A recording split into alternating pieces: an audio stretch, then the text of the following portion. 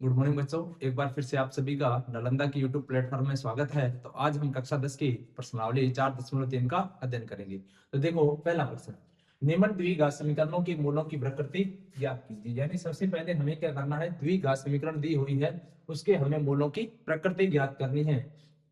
और देखो, जब भी हमें द्विघात समीकरण दी जाती है तो उसमें हमारे पास तीन मान होते हैं। कौन कौन से? ए का मान, बी का मान और सी का मान। तो हमें मूलों की प्रकृति ज्ञात करने के लिए हम किसका मान ज्ञात करते हैं? डी का मान ज्ञात करते हैं। डी का मान ज्ञात करने के लिए हम सूत्र लगाते हैं बी स्क्वायर माइनस 4ac। जहां पे हम ए का मान, बी का मान और सी का मान इनपुट करेंगे तो हमारे पास किसका मान निकल के आएगा? डी का मान निकल के आएगा। तो डी के देखो तीन मान निकल के आएंगे। कितने मान? तीन मान। हो सकता है कि डी का मान हो वो क्या हो? 0 से बड़ा हो, यानी एक धनात्मक संख्या हो। डी का मान क्या हो? 0 से बड़ा हो, यानी कि एक धनात्मक संख्या हो, प्लस की संख्या हो। तो हमारे पास मूलों की प्रकृति कैसी होगी? वास्तविक होगी। मूलों की जो प्रकृति हो जाएगी वो कैसी हो जाएगी? वास्तविक हो जाएगी। और मूल क्या होंगे हमारे पास? असमान होंगे। कैसे मूल होंगे? असमान होंगे, यानी अलग अलग मूल निकल के आएंगे हमारे पास। ठीक है। अब डी का मान क्या हो सकता है कि डी का मान क्या आ जाए? 0 आ जाए। तो डी का मान जब 0 होता है तब हमारे पास मूलों की प्रकृति कैसी होती है? वास्तविक होती है। तब भी हमारे पास मूलों की प्रकृति कैसी होती है? वास्तविक होती है। और जो हमारे मूल होते हैं वो क्या होते हैं? समान होते हैं। यानी हमारे पास जो मूल निकल के आएंगे वो दोनों क्या होंगे? समान होंगे, बराबर होंगे। और हो सकता है कि जो डी का मान है वो 0 से क्या आ जाए? छोटा आ जाए, यानी एक ऋणात्मक संख्या आ जाए। क्या आ जाए? ऋणात्मक संख्या आ जाए। तब हमारे पास मूलों की प्रकृति कैसी होती है? अवास्तविक होती है। कैसी होती है? अवास्तविक होती है। ठीक है। तो देखो, सबसे पहला काम क्या करना? डी का मान ज्ञात करना। और डी का मान हमारे पास तीन मान निकल के आएंगे। 0 से छोटा, सॉरी 0 से बड़ा धनात्मक संख्या, मूल होंगे वास्तविक और असमान। और हो सकता है डी का मान आ जाए 0, तब मूल होंगे वास्तविक और समान। और हो सकता है कि डी का मान 0 से छोटा आ जाए, तब हमारे पास क्या होंगे? अवास्तविक होंगे और क्या होंगे? असमान होंगे। इस प्रकार से आपको डी का मान ज्ञात करना है। और अब हम चलते हैं प्रश्न के ऊपर। ठीक है, चलो। तो सबसे पहले तो हम डी के द्वारा मूलों की क्या ज्ञात करेंगे? प्रकृति ज्ञात करेंगे। और अगर मूलों की जो प्रकृति है वो वास्तविक होगी तब हम क्या करते हैं? मूलों का अस्तित्व ज्ञात करते हैं। ठीक है, चलो। सबसे पहला प्रश्न देखो, 2x² माइनस 3x प्लस में 5। तो सबसे पहला काम क्या करना है? ए का मान, बी का मान और सी का मान। तो ए का मान हमारे पास कितना हो जाएगा? 2 हो जाएगा। बी का मान कितना? -3। सी का मान कितना? +5। अब देखो, हमें किसका मान ज्ञात करना है? डी का मान ज्ञात करना है। डी का मान के लिए सूत्र क्या होता है? b² minus 4ac। ठीक है, मान रख दो। बी का स्क्वायर माइनस 4 इंटू ए का मान कितना है? ए का मान है 2 इंटू सी का मान कितना है? 5। ठीक है, बी स्क्वायर की जगह बी का मान रखो। बी स्क्वायर की जगह बी का मान कितना है? -3 है। अब देखो, जब -3 का मैं किसके साथ में -3 के साथ गुणा करूंगा तो माइनस से माइनस प्लस हो जाएगा, और 3 का 3 के साथ करूंगा तो प्लस का 9। ये आ गया प्लस का 9, माइनस 4 दूनी 8, 8 पंजे 40। अब देखो, 40 में से अगर मैं 9 घटाऊंगा तो मुझे कितना मिलेगा? 31 मिलेगा। वो भी किसका मिलेगा? माइनस का मिलेगा। तो हमारे पास यहाँ पे जो डी का मान निकल के आया वो क्या है? ऋणात्मक संख्या है। तो इसके जो मूल होंगे उनकी प्रकृति कैसी हो जाएगी? अवास्तविक हो जाएगी। अभी हमने पढ़ा था कि डी का मान जब भी हमारे पास ऋणात्मक संख्या आती है तो मूलों की जो प्रकृति होती है, मूलों की प्रकृति जो होती है वो क्या आती है? अवास्तविक होती है। मूलों की प्रकृति अवास्तविक है। मूलों की प्रकृति अवास्तविक है। तो मूलों की प्रकृति अगर अवास्तविक है तो हमें मूल ज्ञात करने की आवश्यकता नहीं है। अब हम चलते हैं प्रश्न संख्या 2 के ऊपर।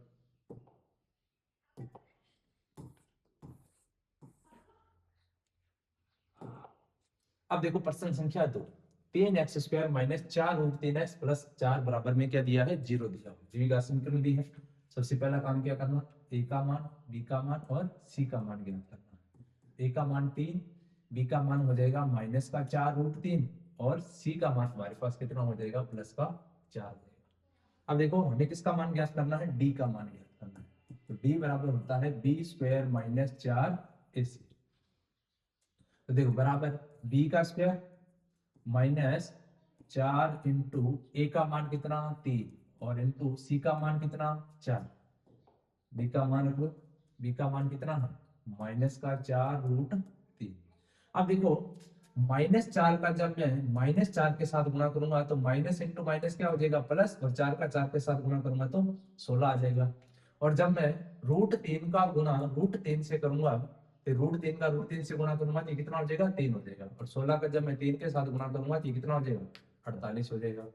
तो -4√3 का जब स्क्वायर किया तो कितना आया 48, -4 दिया 12, 12 चौके 48, 48 में से 48 घटाऊंगा तो कितना आ जाएगा 0। अब देखो हमारे पास डी का जो मान निकल के आया वो कितना निकल के आ गया 0 निकल के आ गया। इसका मतलब है कि जो मूलों की प्रकृति है, मूलों की प्रकृति है वो कैसी है वास्तविक है। मूलों की प्रकृति वास्तविक है, मूलों की प्रकृति वास्तविक है। और मूल हमारे पास कैसे होंगे समान होंगे, मूल समान होंगे। मूलों की प्रकृति कैसी हो जाएगी वास्तविक हो जाएगी, और मूल हमारे पास जो निकल के आएंगे वो निकल के आएंगे समान निकल के आएंगे, दोनों बराबर निकल के। ठीक है, अब देखो हम इसके मूल ज्ञात करेंगे कैसे। तो मूल ज्ञात करने के लिए हम क्या करते हैं, हम द्विघाती सूत्र का प्रयोग करते हैं। द्विघाती सूत्र क्या होता है कि x बराबर माइनस का b plus minus root D बट्टा में क्या आता है 2a। तो यहाँ भी हमें क्या करना है, d की जगह d का मान, b की जगह b का मान और a की जगह a का मान इनपुट करना है। तो देखो माइनस x बराबर माइनस b का मान कितना, b का मान है -4√3 और प्लस माइनस रूट डी का मान कितना है 0 है, बट्टा में 2 इंटू ए का मान कितना 3। तो x का मान देखो माइनस इंटू माइनस क्या हो जाएगा प्लस, तो यह आ जाएगा प्लस का 4√3 बट्टा में 2 का 3 के साथ गुणा करेंगे तो 6। तो देखो यहाँ पे प्लस माइनस का √0, अब √0 का मान हमें पता है 0 होता है तो 0 की लिखने की आवश्यकता नहीं है। अब देखो 6 और 4 दोनों कटते हैं, 2 के पाड़े से 2 दूनी 4, 2 तिया 6। अब देखो 3 को मैं क्या लिख सकता हूँ, 3 को मैं लिख सकता हूँ √3 इंटू √3। तो x बराबर √3 बट्टा में क्या लिख सकता हूँ इसको √3 इंटू √3। देखो यहाँ पे 2 बचा हुआ था, 2 और साथ में आ जाएगा। अब देखो √3 से √3 हटेगा तो हमारे पास x का जो मान बचेगा वो बचेगा 2√3। तो एक तो हमारे पास ये मूल हो गया, और हमें पता है कि मूल क्या होते हैं समान होते हैं, तो दूसरा भी हमारे पास मूल होगा वो भी कितना आएगा 2√3। तो इस प्रकार से आपको द्विघात समीकरण द्विघाती सूत्र का प्रयोग करके इसके मूल भी ज्ञात करने हैं। उम्मीद करता हूं आपको प्रश्न समझ में आ गया होगा। अब हम चलते हैं अगले प्रश्न पे। अगला प्रश्न देखो इसका तीसरा प्रश्न। तीसरा प्रश्न 2x² माइनस 6x प्लस में 3 बराबर में क्या दिया है 0 दिया हुआ है। सबसे पहला काम क्या करना है आपको, a का मान, b का मान और c का मान ज्ञात करेंगे। a का मान कितना है 2, b का मान कितना है -6, c का मान कितना है 3 है। ठीक है, अब हम क्या करना है d का मान ज्ञात करना है। तो d का मान, d का सूत्र लगाओ, d का सूत्र क्या होता है b² माइनस 4ac। तो बराबर b का स्क्वायर -4 इंटू ए का मान कितना है, ए का मान 2 इंटू सी का मान कितना है 3 है। तो b का मान देखो, b का मान इनपुट करो कितना -6। अब देखो बराबर -6 का स्क्वायर करना है, तो -6 का -6 के साथ गुणा करूंगा तो माइनस का माइनस के साथ गुणा करूंगा तो प्लस, और 6 का 6 के साथ गुणा करूंगा तो कितना आ जाएगा 36 आ जाएगा। तो ये हमारे पास आ गया 36 माइनस 4 दूनी 8 और 8 दिया 24। अब 36 में से जब 24 घटाऊंगा तो मेरे पास कितना बचेगा 12 बचेगा। कितना बचेगा 12। अब देखो हमारे पास जो मान निकल के आया डी का वो एक धनात्मक संख्या निकल के आया। इसका मतलब है कि मूलों की जो प्रकृति होगी वो कैसी होगी वास्तविक हो जाएगी। मूलों की जो प्रकृति है वो कैसी है वास्तविक है।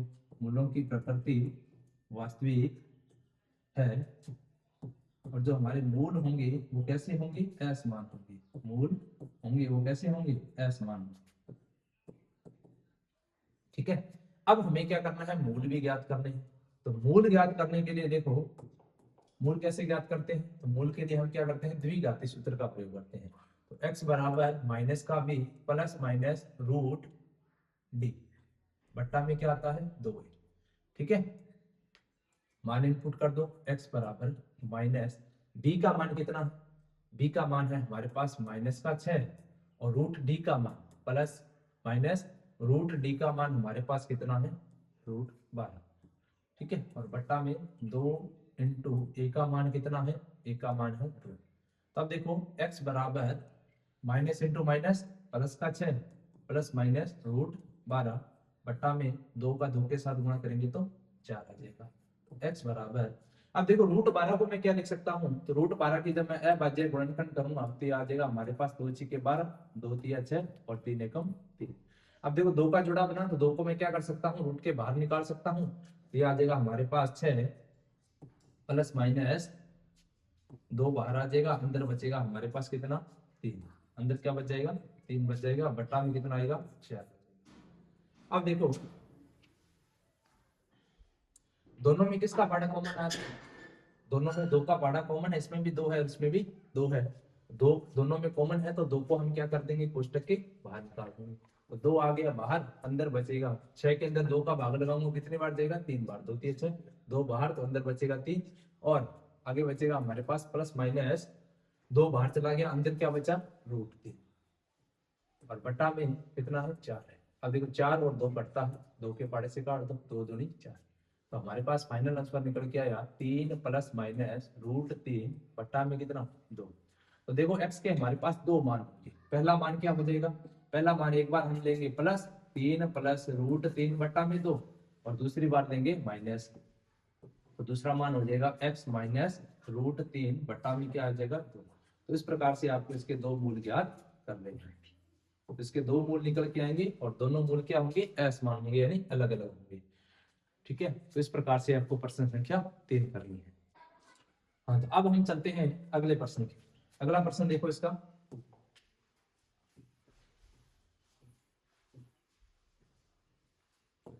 अगला प्रश्न देखो, निम्न प्रत्येक द्विघात समीकरण में k का ऐसा मान ज्ञात कीजिए कि इसके दो बराबर मूल हो। अब देखो कि जब भी हमारे पास दो बराबर मूल कब होते हैं, तो हमने पढ़ा हुआ है कि हमारे पास मूल होते हैं वो वास्तविक होते हैं और क्या होते हैं बराबर होते हैं यानी कि समान होते हैं। तो ये कब होता है, जब हमारे पास d का मान क्या होता है 0 होता है, यानी d का मान हमारे पास 0 होता है तभी हमारे पास मूल वास्तविक होते हैं और समान होते हैं। तो अब ये कह रहा है कि इस ये जो हमारे पास द्विघात समीकरण है इसके अंदर हमें k का मान ज्ञात करना है, किसका मान ज्ञात करना है k का मान ज्ञात करना है, और इसके जो मूल है उसका जो मान है वो कितना है 0 है, सॉरी d का जो मान है वो कितना आएगा 0 आएगा, तभी हमारे पास मूल क्या होंगे इसके बराबर होंगे। मूल बराबर है तो इसका मतलब d का मान कितना है 0 है। तब इसको देखो किस प्रकार से हल करेंगे, तो सबसे पहले तो हमें क्या करना है कि लिखना है कि मूल बराबर है, मूल क्या है बराबर है। अगर मूल बराबर है तो इसका मतलब है जो हमारे पास d का मान है वो कितना है 0 है, तो d बराबर मैं 0 रख सकता हूँ। तो d का मान के लिए हम क्या सूत्र लगाते हैं, बी स्क्वायर माइनस 4ac बराबर क्या हो जाएगा 0, यानी इससे हम क्या करते हैं d का मान ज्ञात करते हैं। तो d का मान अगर 0 है तो इसका मान भी क्या होगा 0 होगा। तो इसमें से a का मान निकाल लो, a का मान कितना है, a का मान आ जाएगा 2 और b का मान देखो, b का मान कितना आ जाएगा k आ जाएगा, और c का मान कितना आ जाएगा प्लस का a। तो मान इनपुट करते हैं b का स्क्वायर माइनस 4ac बराबर कितना 0। अब b स्क्वायर, b का मान कितना है k है तो k का स्क्वायर, और एक मिनट a और c की जगह हमने मान इनपुट नहीं किए यहाँ पे, तो 4 इंटू ए का मान कितना है 2 है, इंटू सी का मान कितना है 3 है। तो मान इनपुट कर दिए। अब देखो हल करो इसको, के का स्क्वायर करेंगे तो आ जाएगा के स्क्वायर माइनस 4 का 2 के साथ गुना, 4 दूनी 8 और 8 दिया कितना हो जाएगा 24 बराबर में कितना 0। आगे देखो के स्क्वायर माइनस 24 बराबर 0, हमें चाहिए के स्क्वायर का, के का मान के स्क्वायर बराबर माइनस 24 इधर आके किसका हो जाएगा प्लस का 24। अब के हमें पता है जब भी स्क्वायर दूसरे पक्ष में जाता है तो किस में जाता है रूट के अंदर जाता है, लेकिन ध्यान रखना जब भी रूट जब भी स्क्वायर दूसरे साइड में रूट में जाता है तो वो साथ में क्या लेके जाता है, प्लस और माइनस भी लेके जाता है। तो के हमारे पास दो मान निकल के आएंगे, कौन कौन से, एक तो हमारे पास रूट 24 किसका, प्लस का, और एक हमारे पास निकल के आएगा रूट 24 किसका, माइनस का। ठीक है, तो इस प्रकार से आपको इसके के का मान ज्ञात करना है, यानी दो मान होंगे के, एक तो प्लस का 24 और एक माइनस का 24। अब हम चलते हैं दूसरे प्रश्न। दूसरा प्रश्न देखो हमारा, दूसरा प्रश्न है हमारा के एक्स, और हमें इसमें कोष्टक दिया हुआ है। तो सबसे पहले हम क्या करेंगे, कोष्टक को हल करेंगे। कोष्टक को हल करो, के एक्स का गुणा किसके साथ में, एक्स के साथ में, तो यह आ जाएगा हमारे पास के एक्स का स्क्वायर। फिर उसका के एक्स का गुणा किसके साथ में, दो के साथ में, तो यह आ जाएगा हमारे पास माइनस का दो के एक्स। ठीक है, के एक्स का गुणा दो के साथ करूंगा तो दो के एक्स, और दोनों में से एक संख्या माइनस है तो माइनस का दो के एक्स आ जाएगा, और आगे है हमारे पास प्लस का 6 बराबर में 0। तो सबसे पहला काम ए बी और सी का मान ज्ञात करो।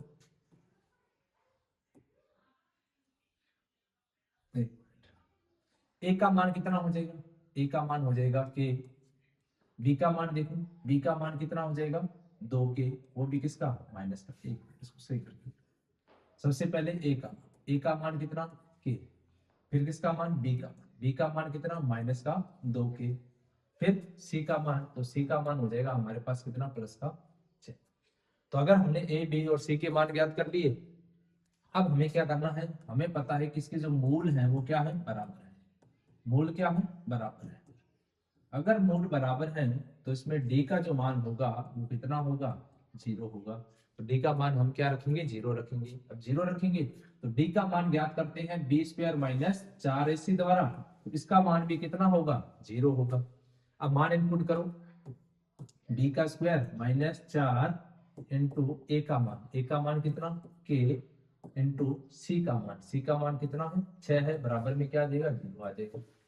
अब देखो आगे, अब देखो बी की जगह मान रखो, बी का कितना है, माइनस का 2 की। अब देखो -2 का जब मैं स्क्वायर करूंगा तो -2 इंटू -2, तो माइनस इंटू माइनस क्या हो जाएगा, प्लस, 2 का 2 के साथ गुणा करूंगा तो 4 आएगा। तो यानी हमारे पास ये आ जाएगा प्लस का 4, और के का स्क्वायर करूंगा तो ये आ जाएगा 4 के स्क्वायर। फिर आएगा माइनस 4 का 6 के साथ 24, 24 का के साथ गुणा करूंगा तो ये आ जाएगा 24 के, बराबर में क्या आ जाएगा, 0।